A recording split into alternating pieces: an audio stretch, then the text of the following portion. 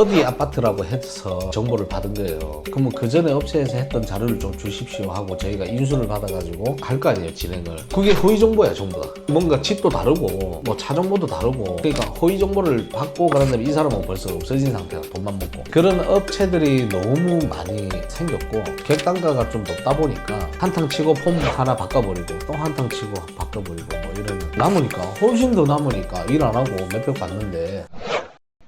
스튜디오 여러분 안녕하십니까? 저는 새로운탐정 법인 대표 김태익입니다. 만나서 반갑습니다. 일단은 체계적인 회사를 골라야 돼요. 저희 회사 같은 경우에는 대표가 있고 그 밑에 상담을 하는 이사진이 두 분 계세요. 상담만 해요. 상담을 했을 때 어떻게 풀어나가자라는 플랜을 짜주시는 분들이 있어요. 그런 체계가 있고, 그 다음에 어떤 현장에 따라서 저희 4개의 팀이 있어요. 4명의 팀장이 있는데 1팀, 2팀, 3팀, 4팀이 다 각각 달라요. 1팀, 2팀 같은 경우에는 훈련이 좀 주력이고, 3팀 같은 경우에는 개, 고양이를 비롯해서 사람 찾는 거, 실종 관련돼서, 그리고 4팀 같은 경우에는 기업을 좀 맡아가지고 하는 기업 조사라고 보면 되는데, 그런 기업 같은 경우에는 뭔가 이런 거 있잖아요. 거래대금 서로 주고받아야 되고 해야 되는 이권에 대해서 서로 큰 금액들이 오고 가잖아요. 근데 이 큰 금액이 지급이 안 되고 이 회사는 어떻게 굴러가고 있는지에 대한 조사도 필요하고, 왜 돈을 못 줄 형편인지 이런 것도 이제 전체적으로 좀 이제 내부를 파악한다든지 이런 팀이라고 보시면 될 것 같은데, 성질에 맞는 팀에 이사진 두 분이 계세요. 그냥 상담을 하는 사무이사라고 보면 되죠. 사무장 겸 이사님으로 계시는데, 그런 분들이 이제 상담을 하고 플랜을 짜고, 아 이거는 어떤 팀에다 배정을 해야겠다, 성격에 맞게끔. 이 팀은 은밀하게 시골에서 잘해, 그러면 이 팀에다 주고,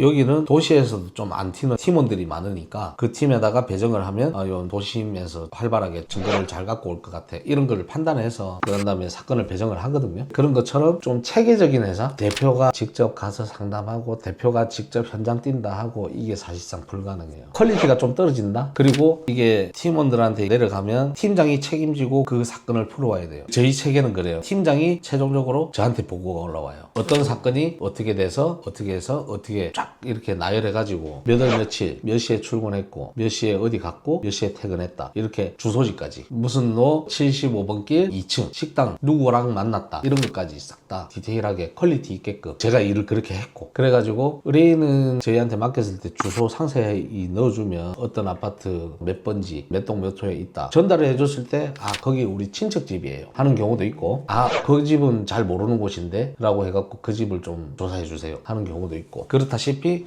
모든 자료를 취합해갖고 일주일이면 일주일치가 저한테 와요. 제가 잘못된 부분이 있으면 AS를 해라, 하루 더 나가서 이 부분 보완해라, 아 이 정도면 충분하다, 이런 게 있을 거 아닙니까? 그런 컨펌을 최종적으로 받는 이런 체계가 있어요. 만약에 그 퀄리티가 안 나왔다 싶으면 환불도 제 책임이고, 직원들 출근한 거에 환불이 떴다 해가지고 직원들 인건비는 안 주는 건 아니잖아요. 그럼 제가 운영하는 입장에서 줄 건 주되 잘못된 거 있으면 고객한테는 환불이 이루어져야 된다. 아니면은 고객하고 조율을 해가지고 저희가 차라리 더 봐드릴게요 해가지고 일수를 더 채워드린다든지. 저는 최종적으로 컨펌을 하는 사람이지, 옛날에는 저도 소수의 직원을 두고 했을 때는 당연히 현장을 풍부하게 많이 해가지고 가정을 진짜 많이 깼다니까. 가정 파괴범이라는 그런 별명까지도 붙을 정도로 진짜 많이 깼어요. 뭐 시골 도시 할 거 없이 차 안에서 옷도 3번 갈아입고 다 해봤어요. 저는 뭐 진짜 차 안에서 여름에 에어컨도 못 틀고 있을 때도 있고, 겨울에 히터 못 틀고 옷 껴입을 때도 있고, 시동 걸면 안 되는 장소가 있어요. 조용한 곳이 있어요. 주차장에 경비 아저씨 와요 요즘에, 시동 끄라고, 맨 냄새 난다고. 그래가지고 저는 그런 컨펌을 맡는 역할을 하고 있고, 그런 이제 현장을 아는 대표다 보니까 이 영상이나 사진이나 보고서 들어오면은 잘했다 못했다를 판단이 돼요. 야 이거 좀 더 할 수 있었던 거잖아, 좀 더 보완해와, 야 이거 좀 아쉬우니까 요거는 좀 더 하나 있었으면 좋겠다, 증거 자료에. 이런 것들을 현장을 모르면 컨펌을 할 수 있는 자격이 없어요. 근데 대표가 현장을 직접 뛰고 대표가 상담을 하고 계약서를 줬고 이렇게 하면은 와 너무 힘들어요. 솔직히 일의 퀄리티도 떨어지고 집중이 뭐래, 어째 돼가고 있습니다, 소통해야 되지, 증거 잡으러 다녀야 되지, 계약 받으러 다녀야 되지, 이게 현실상 몸이 하나인 이상은 힘들다는 거죠. 그렇다고 해서 일을 못하느냐, 그건 아니에요. 소화할 만큼만 받으면 뭐 한 달에 3개 해가지고 기간을 짝짝짝 자기 혼자 스케줄을 할 수 있을 만큼. 근데 아무래도 그래도 퀄리티적인 면에서 보면은 혼자 하면은 좀 떨어진다. 왜 그러냐면 이제 누군가를 쫓아갈 때 제가 보일 수도 있잖아요. 보였을 때 인력이 대체가 투입이 돼야 돼요. 저는 빠져버리고. 그런 게 좀 필요한 현장들이 많아요. 내가 눈에 띄었는데 계속 쫓아다니면 안 되잖아요. 방금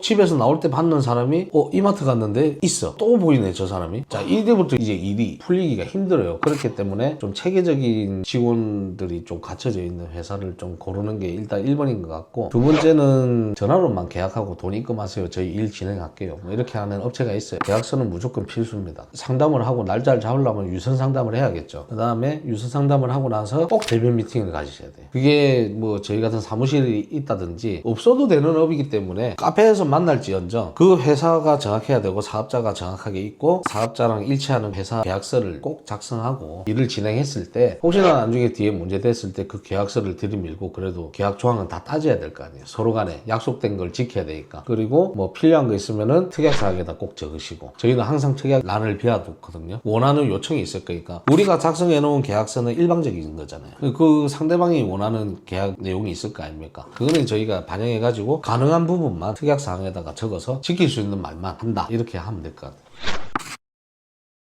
뭐 안 좋은 사례를 보자면 다른 업체 같은 경우에는 일주일을 예를 들어서 맡겼다. 근데 한 이틀치 자료밖에 없다. 이렇게 연락이 와요. 예를 들어서. 그러면 연장을 끌어내는 거예요. 더 하자. 근데 이상하잖아요. 이제 자기가 만족감이 없잖아요. 일주일을 일을 했는데 왜 이틀치밖에 안 주고 5일치는 뭐 의미 없어서 안 했다든지 말로 떠넘기거든요. 우야무야로. 저희한테 이래 계약이 왔어요. 그래서 그러면 이제 불륜이었어요. 최근에는 여자분이 그 업체를 맡겼는데 그 업체가 재연장을 안 하니까 남편한테 일러버린 거지. 너희 와이프가 너를 조사하랬다. 그래서 우리가 니를 좀 조사를 했었다. 자, 이러면 안 되는 거거든.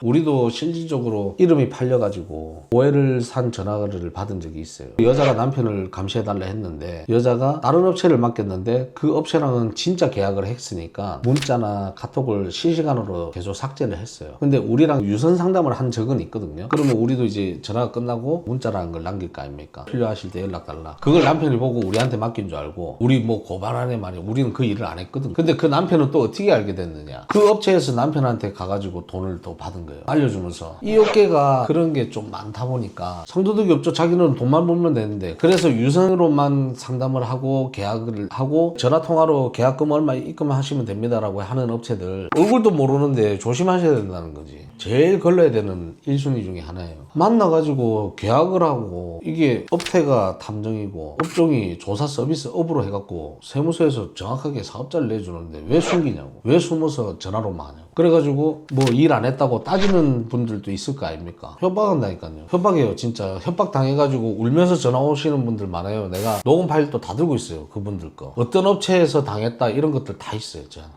그렇죠. 모아두고 어떤 업체는 이렇다 어떤 업체는 이렇다 이걸 내가 데이터를 다 갖고 있는 거죠. 그리고 어떤 업체에서 일을 어떻게 하는지 궁금해서 저희 직원이 좀 많다 보니까 일을 하러 좀 보내봐요. 저는 이거는 뭐 스파이 개념이 아니라고 생각을 하거든요. 그냥 일을 보내서 거기 실질적으로 임금을 받고 정당하게 일을 하는 거예요. 그래가지고 여기는 이제 어떤 불법 장치를 쓰는 건지 어떻게 운영을 하는 건지 대표의 마인드가 좀 어떤지 이런 걸 좀 알고 싶은 거예요. 유대관계는 다 있죠. 어느 정도는 친한 데는 또 친해요. 그랬는데 다 오픈하겠어요 저한테? 뭐 우리 업체는 이렇게 운영한다 저렇게 운영한다 그거 다 말 안 해주지. 뭐 협박하는 업체가 좀 많고 그 다음에 정보를 잘못 알려주는, 예를 들어서 뭐 어디 아파트라고 해서 정보를 받은 거예요. 그러면 그 전에 업체에서 했던 자료를 좀 주십시오 하고 저희가 인수를 받아가지고 할 거 아니에요 진행을. 그게 허위 정보야 전부 다. 뭔가 집도 다르고 뭐 차 정보도 다르고 그러니까 허위 정보를 받고 그런 다음에 이 사람은 벌써 없어진 상태라 돈만 먹고. 그런 업체들이 너무 많이 생겼고 객단가가 좀 높다 보니까 한탕 치고 폼 하나 바꿔버리고 또 한탕 치고 바꿔버리고 뭐 이러는, 남으니까 훨씬 더 남으니까 일 안 하고 몇백 받는데.